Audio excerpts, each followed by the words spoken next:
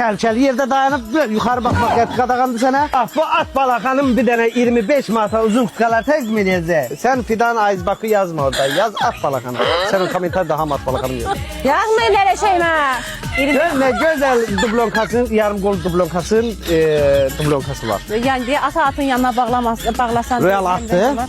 At dedin Royal. Royal sənə at dedi sən. Onlar demədim. Ata at deyir, atın at sənsən. Doğru. Mən yoxam bunu. TikTok'da hem Instagram'da keşfete salan yoktu. Kızlar var ki orada değildi. Bize uygun mal yoktu.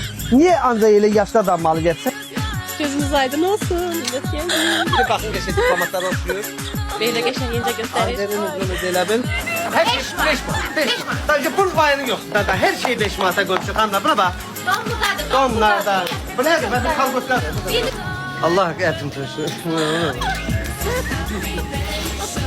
Camaatda da işiniz yok diye böyle bakar ki bunlar cem şaşırttılar gelirler. Bak Fidan'ı da ölmüş diyelim. 4 dinar yoktu bu Ronaldo yollar. Şimdi nişanlandılar.